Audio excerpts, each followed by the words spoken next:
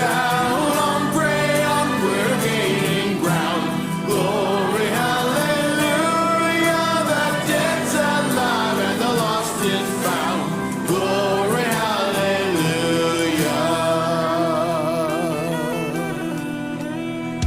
I'm Tim Bushong, pastor of Syracuse Baptist Church for Eschatology Matters. Proud to be a part of the Fight, Laugh, Feast Network and Boniface Media.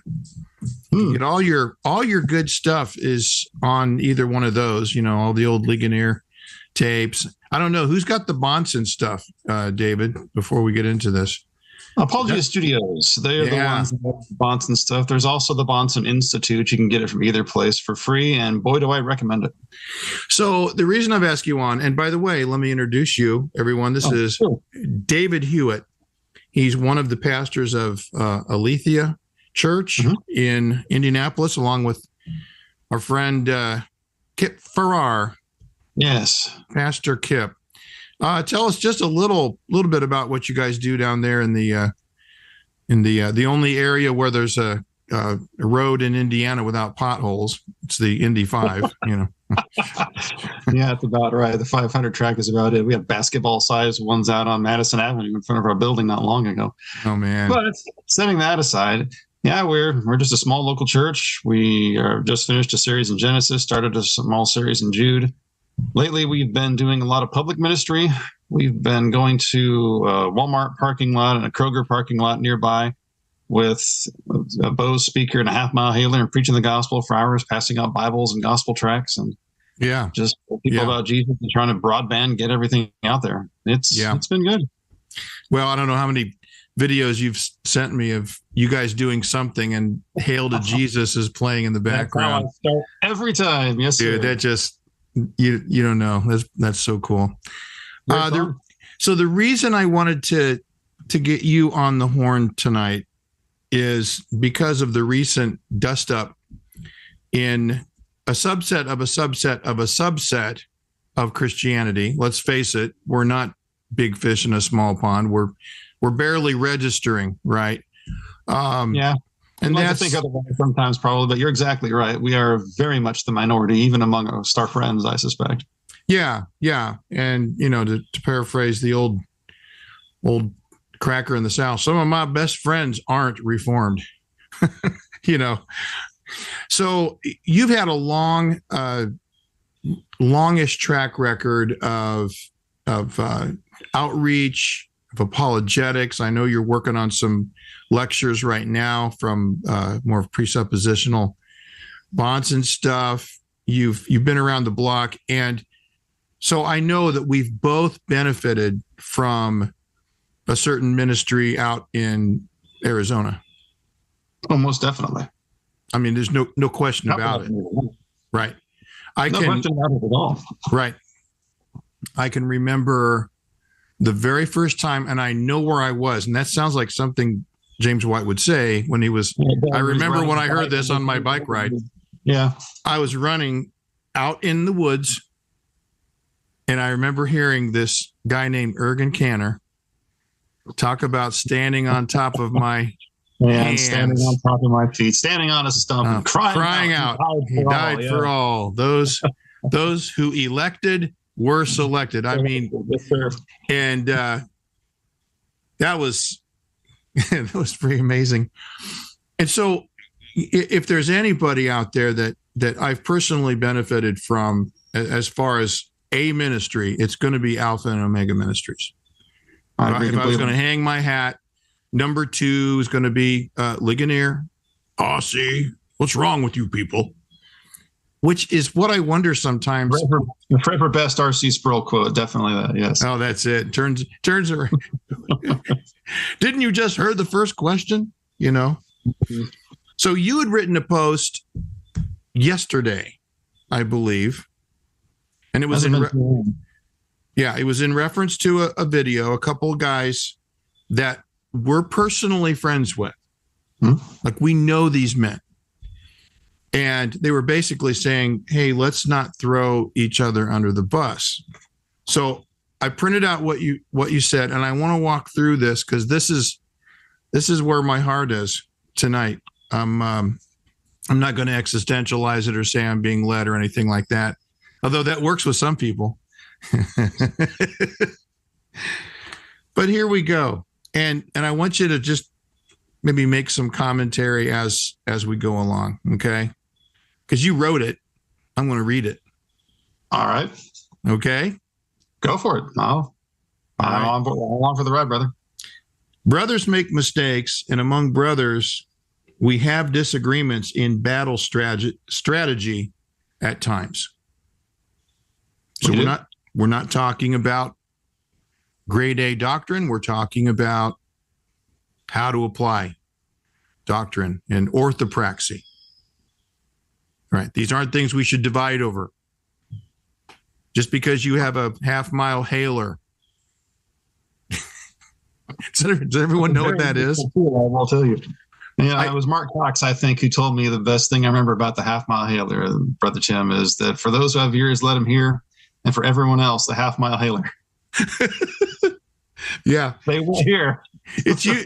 I remember the first time I saw one, the guy called it his preaching machine, and it was basically everything was hooked up to a two-wheel handcart, so he could walk around, battery powered, and it's one of those abrasive horns on top. Wasn't even a good speaker, just nasty sounding, but everyone could hear. So we have disagreements in battle strategy. At times we make mistakes in understanding and how we portray our brothers. Absolutely. Absolutely. Have you ever misrepresented anyone? Let me tell you a brief little story about that. Okay. More times I'm sure than I'm aware of, and probably more than I care to admit. But at one point, I had done so enough, and it's really, really easy to do online on social media, I think, more so than about anywhere else. Mm-hmm. Because, well, people often complain about social media lacking context.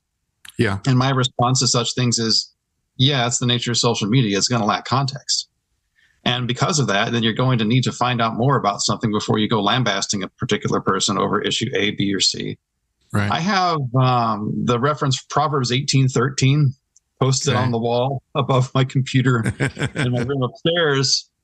But anyone gives an answer before he hears, this is folly and shame. That's what that text says. Yep. And that is a reminder to me very frequently, because it's really easy to stick one's foot into one's mouth. Yep. And something I was told this many, many years ago. I think I was still in high school in some speech class or something. And it has stuck with me. There was, I don't even remember who wrote the speech book. I don't remember the name of the teacher. How old was I? 16?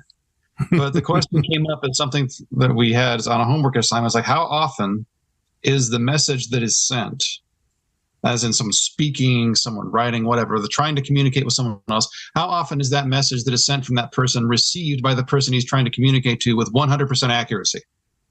Mm-hmm. Like, I don't know, maybe 50%, maybe 40%. He said, no, the book says it's 0. What, really? The book. Okay. I'm not sure I agree with the book entirely. Yeah. But it made me think, because very often we tend to, we expect people to be listening to us when we're talking to them. We expect them to understand what we're saying. And the vast majority of the time, they're not going to understand everything we're trying to communicate to them, and they'll probably misunderstand certain things. Mm-hmm. That's just to be expected. I think that's part of the reason why, in addition for emphasis, that in the Word of God, especially the book of Proverbs, something that our family goes through very frequently in family worship time, sometimes in the same chapter, you see the same terminology, sometimes the exact same phraseology repeated again and again and again. You're thinking, I saw it the first time, I saw it the first 2 times, but this is not an accident. God put this in here for a reason. Yeah. Obviously, he wants us to understand what he's saying, and he's telling us repeatedly in written format on top of that. Yeah. So I'm of the persuasion that if God felt it important enough to repeat what we're saying and make sure that we're understanding what he's saying, and he communicates better than any of us, maybe we should be gracious with our brothers when we're communicating with them, and vice versa, or if we're not understanding everything they're saying. Right, right. And the thing that's probably the most disheartening about this latest kerfluffle, I can't think of a funnier word than that, dust up. Is that a good boomer word there, Tim? A good what? Is that a good boomer word there, Tim? I mean, it's beyond boomer. It's one of my favorite terms too, and this goes way back. And that is the commonality between most of the camps here is very tight. So you're either going to be confessionally Westminsterian or you're going to be confessionally 1689. Perhaps there's guys in there that are more of the three forms of unity, but all three of those right there is the historic Reformed confessional faith. I know there's a few others out there as well. But it's pretty much the same thing. But yeah, I think you're right. I think everybody that we were thinking of or talking about in this realm, basically, with a couple of exceptions in the post you're about to read, but the big kerfluffle that's going right now, it does involve all Reformed men, if memory serves correctly. Yeah. So everyone from, Calvinistic Baptist to full-blown hyper-covenantal guys more in the Federal Vision, we all believe A, B, C, D. Little thing, baptism, I don't know what's going on there. But the rest, remember when I spoke at the conference back in 22, I made the silly joke, a Baptist, a theonomist, and a postmillennialist walks into a bar, and Darren Stead out loud said, "That's you." Yep. Okay, busted, right. But there's so much commonality, and sometimes there may be some generational things. I mean, you're Gen X, I'm a boomer. Who cares? I'm not old enough to be your dad, but at the same time, I'm older. Sure. And I appreciate so much of what you've brought to the table as a pastor, even in your posts and stuff. I think you're a stand-up guy, and my point is I can learn from my younger friends. I don't know everything. So except maybe about sermon length, that might not be a good one, but I think I'm on there. No, I was going to say, yeah, that's where you live. Right. What he's saying is, folks, he's more of a 55-minute guy, and I'm kind of a 35. But anyway, let's keep going down this. Sure. So we ought to discuss disagreements and fight a bit as need be, but as brothers. Absolutely. Sure. Yeah. I'm going to know what time it is, be like the men of Issachar, understand the times, know what Israel should do.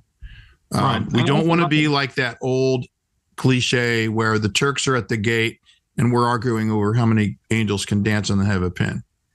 That's fair enough.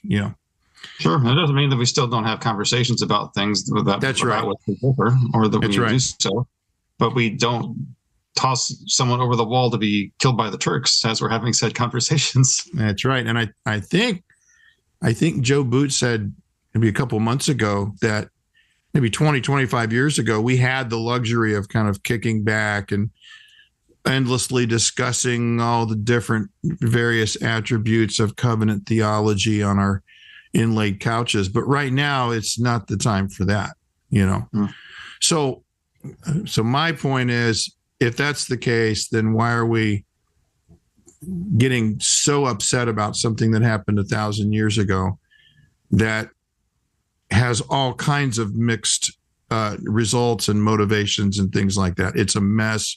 It's history. Come on. All right. Back to you. So now we're going to get as particular and spicy.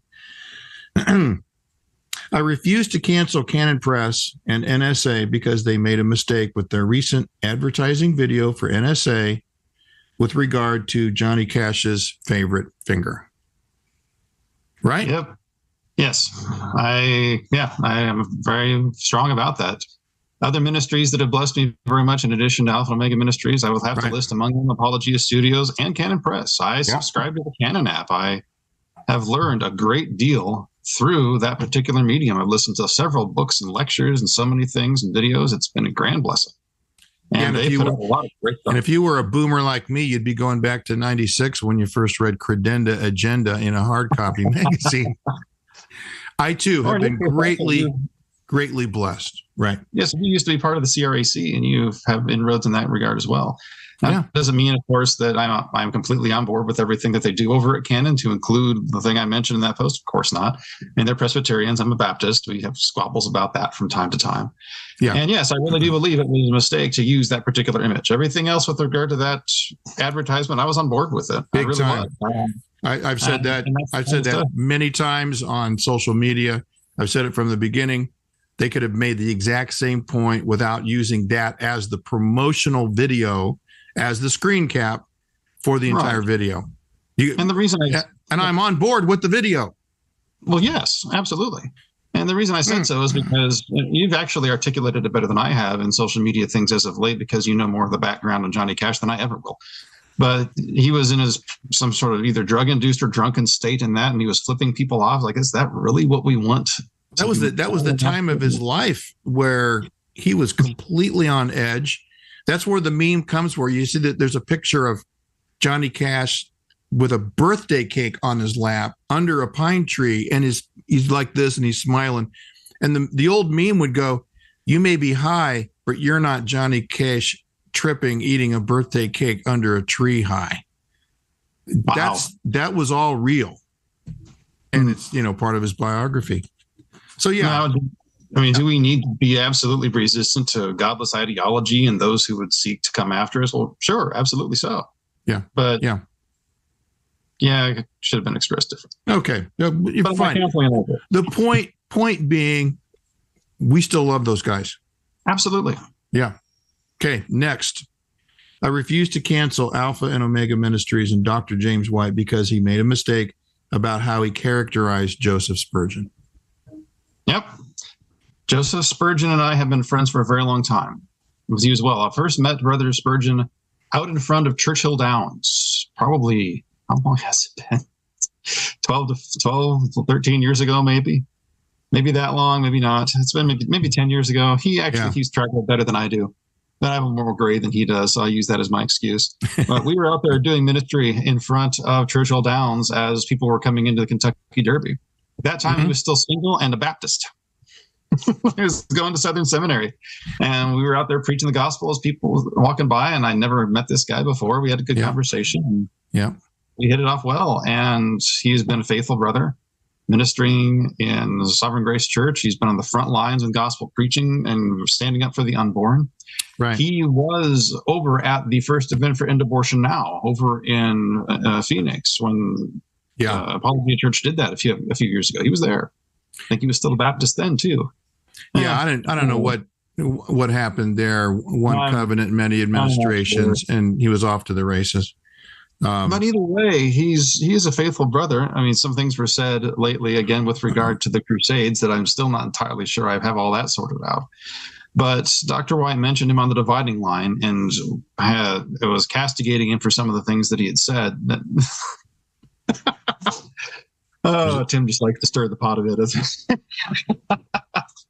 In any case, some of the things he said related to the Crusades, and there have been some odd things being said back and forth. But the things that are being said, so the basic pushback between the two, from what I'm understanding, is that there are those who are promoting the Crusades more than they used to, and kind of giving a different perspective on them from the negative perspective that has largely been had by many throughout when they reflect on it in church history.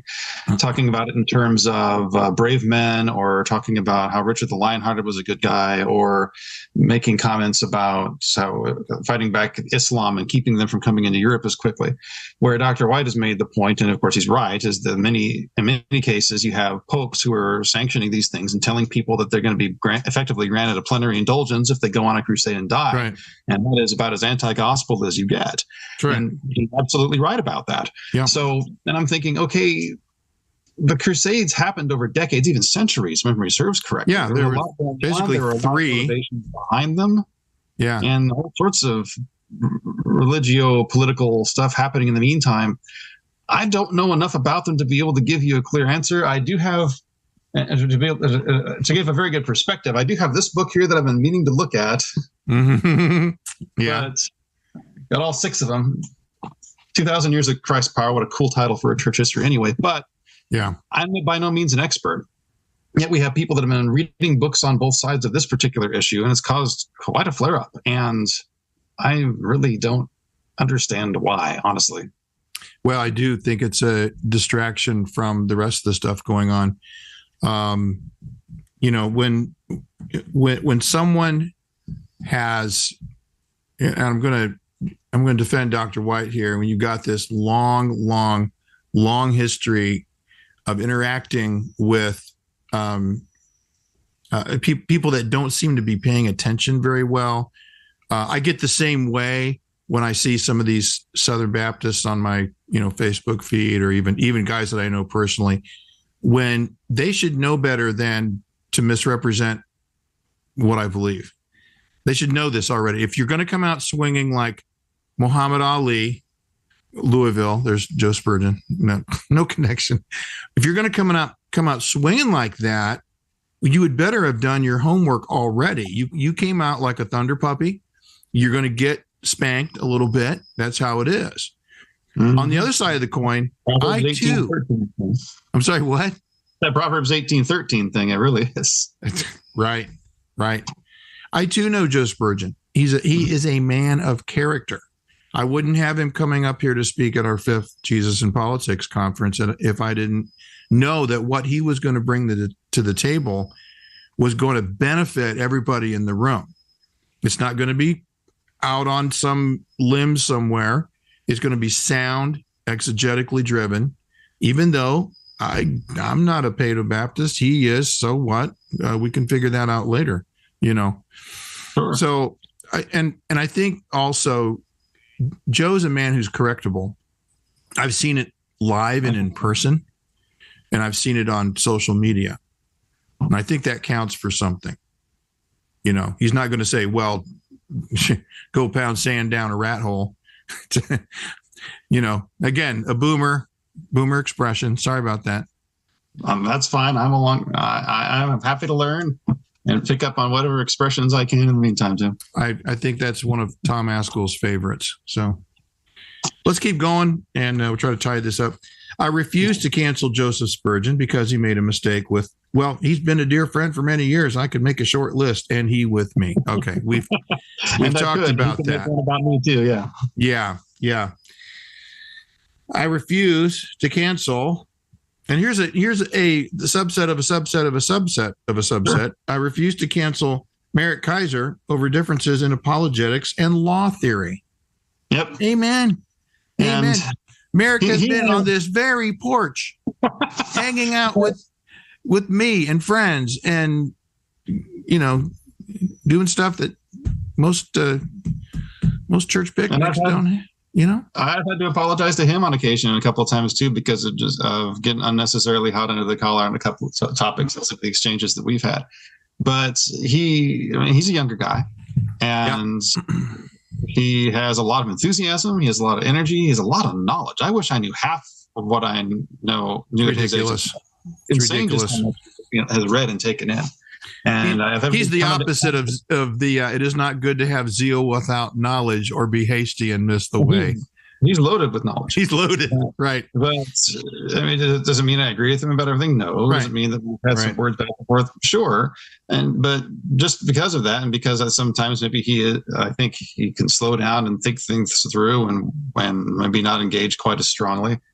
Yeah, can't cancel him either. Right. Partly because of the responsibility of older men like you and I to help guide such a faithful brother along to make him even more faithful. Man, what you just said. Okay, so you finished your thought with a kind of funny. You go, just because we have differences over apologetics or law theory, he's wrong, but we will talk about it and work together. Well, of course I think he's wrong if I have a different position. I know. Let me tell you, ever since we started Reforming Grandma's Church, I've gotten emails and calls from young pastors who want to talk through what they're going through with someone personally. And it's been like, I told Heidi, I was like, I guess, the gray is there. It's my glory. That young man has strength. He needs some wisdom. This is a huge responsibility. Even it starts in your local church. So we're both pastors. We both have young men that we're responsible for and teaching and discipling. But it starts to spread out, especially as God opens up these doors with the technology and stuff. So yeah, and I'll admit I've been short with Thunder Puppies before, and I've asked their forgiveness, and once you do that, you can go on, and that's what I see. That's what I do see from a guy like Joe Spurgeon. He goes, you know what, that I went too far with that. Forgive me. That was off base. I want to honor my fathers. Guess what commandment I'm still teaching on? Commandment thing, yeah. And I listened. Like I said, I listened to your sermon this last night. That was excellent. Thank you. Thank you. I probably would have preached longer, but well, Of course. Why not?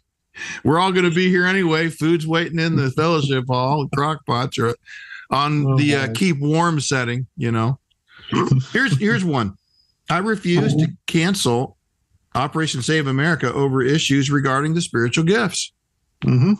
Some of the most faithful men I know are fighting the hard fight with regard to the issue of abortion as they're part of Operation Save America. Men like Rusty Thomas and Jason Storms and our good friend Darren Stidd. Yeah. And between those God three bless men, him. very different theological perspectives. Yeah. Darren's one of us, believe it or not. He's pretty much one of us, and the other two not so much. But they're brothers, and they're faithful, and they know how to fight, and they know how to fight righteously.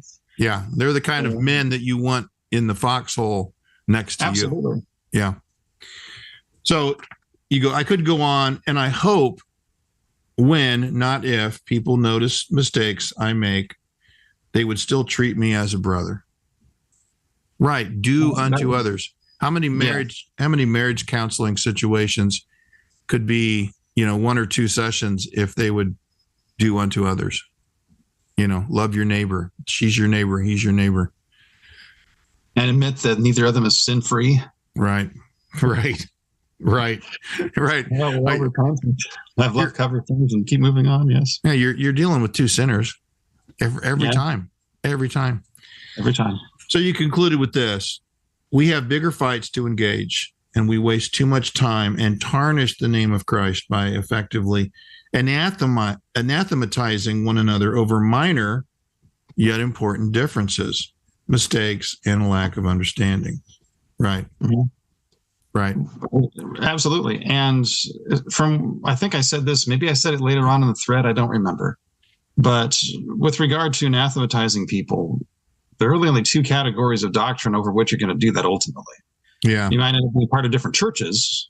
For use Brother Spurgeon as an example. He's a Presbyterian. He's not part of one of our Baptist churches, but he's a faithful brother all the same.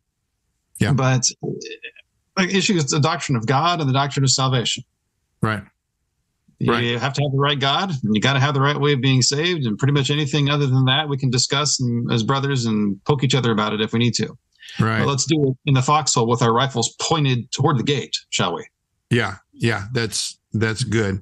And he's talking about metaphorical rifles, people. Yes, metaphorical rifles. I do not mean literal rifles. And here's the thing: you and many others have a track record of taking the metaphorical red hot blowtorch of the gospel, and you don't limit it to the four walls of your church. You actually do take it out there. That's offensive work. That's not defensive. Yeah, we know Sunday morning, that's to disciple God's people. You're not there to evangelize per se. So when do you do evangelism? Well, pretty much, I have no problem putting an evangelistic application in a sermon, of course. Sure, but absolutely. Yep. As I mentioned lately, we have been on Saturday mornings, we've been knocking on people's doors too. We've been preaching in public areas. I think it was a guy by the name of Daniel Corney, if that's how you say his name. But on Facebook, I follow him. He's an evangelist and missionary, preaches all over the world in various settings. It might have been a post he made talking about a church that, like a comparison, a church that's being faithfully evangelistic and bringing people into church in order to share the gospel with, and compared to someone who's out preaching. Is like someone might say, well, our church has reached 100 people with the gospel and visitors that we've had in our church in a given year. It's like, okay, that's great. Yeah. A street preacher at a Walmart can reach 100 people in an hour to 2 hours. Yeah. Yeah. With the gospel. I mean, do both.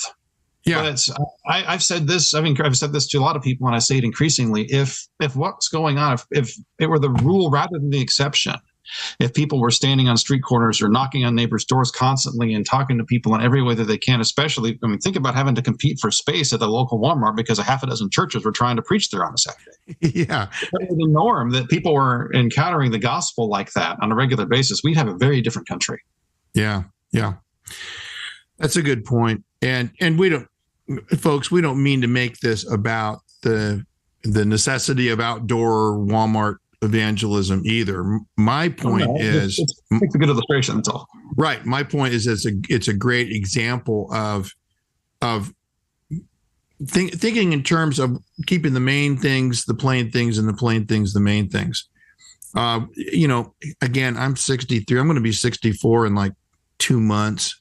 I still feel great. Thank you.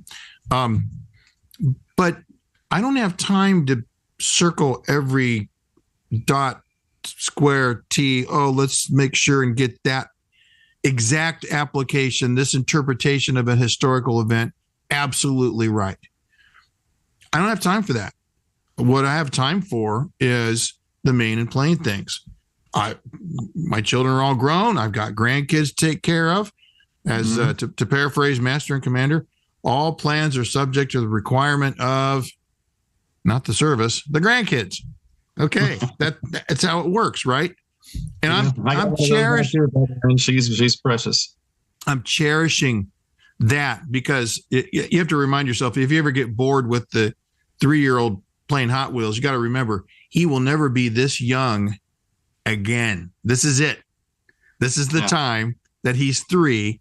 And you're going to say, hey, let's run the 57 Chevy down, see how that goes. Okay, that's me personally. But aside from that kind of fun stuff, I want to concentrate on helping families grow spiritually, helping dads serve their households, and helping Christians think politically. I know that involves not being a pietist, right? I saw somebody on Facebook. It was the most ridiculous thing. It was my first put the toe in the water in this subject. I couldn't take it. But they basically said, well, I would just have to wonder what James White would think of John Piper not resisting thieves and coming into his house. And I couldn't take it. And I posted, you're about 12 years too late on this. You wrote an article about that. I read that article twice, actually, back in the day when he wrote it. And an entire dividing line dedicated to that very thing. Mm-hmm. So that's what I mean when guys come out swinging like that and they're not informed. It's like, guys, come on, man. And at the same time, honor your fathers. Fathers, be honorable. That's the subject of my sermon. It's the final one on the 5th commandment. Honorable fathers and mothers, which is important. And as people with some gray hair on our heads, then we need to think those are things that we need to be thinking about. But it also holds true, and this is something that we briefly chatted about too. Another post, I think I put it up earlier this afternoon, talking about how it has become increasingly commonplace for people just to dismiss the older generation entirely by claiming that they're just okay boomer or boomer theology or whatever else, like they're completely out of touch with what's going on right now. And as a result, some, not all, but some have responded with kind of a dismissal with regard to the impetuous youngster who doesn't really care about learning anything. And the Thunder Puppy. Sure, the Thunder Puppy, as you called him. But here's the reality with regard to the 5th commandment. Those who are older than us, God doesn't say honor them if they're kind to you. God doesn't say honor them if you think that they're being rational, or if they've never made any mistakes about things that have affected you in some way in the course of their lives. No, he says to honor your fathers and mothers. Right. And those who've gone before us, the gray heads, if you will, before whom we're supposed to rise, as Leviticus tells us, we're supposed to honor them. Yeah. We aren't given a choice in the matter. So repent as necessary and do what's necessary. Yeah. That's what I have to remind myself of. It's not like everybody in my life who's older is always easy to get along with. Doesn't matter. It's still yes, sir, or no, sir. We still understand that they are beset with infirmities just like we are. Let me close with this, and I think this is going to be helpful to everybody, and that is this: do unto others as you would have them do unto you. Have a little healthy self-reflection. Look in the mirror once in a while if you're saying something to someone that can just be turned right around and used on you, such as, okay, boomer, what's the natural next one? Okay, zoomer. Yep. I mean, why is that not legit, right? Come on, don't just do that. But again, we want to show the world what courage looks like, what manliness, good masculinity. What's the cure for toxic masculinity? Biblical masculinity. Yeah. What's the cure for feminism? Patriarchy, exercised in a godly way. What's the cure for pietism? Godly dominion, joy in the household, taking every thought captive, right? Yeah. All right. You gotta make it so. Make it so. Yeah. God be praised and God help us. Right. Well, this is I hope this is helpful to folks. And I really do want to see us rally around the lordship, the kingly authority, the rule of Christ in every area. Guys, try not to let your speculative theology get too far out there. Some of you other guys, remember the gospel affects everything, including the chief of police in your town. Amen. So, David Hewitt, thank you so much. I appreciate your wise words tonight. Well, you're very welcome, Brother Tim. Thank you for the opportunity to share, and it is an honor. Well, we'll be praying for you and Kip and all the saints down at Aletheia Church in Indianapolis. This is Tim Bushong for Eschatology Matters. Jesus will reign where'er the sun doth his successive journeys run. We'll see you next time. Bye. Seated here at my right hand, the Lord to my Lord did command, for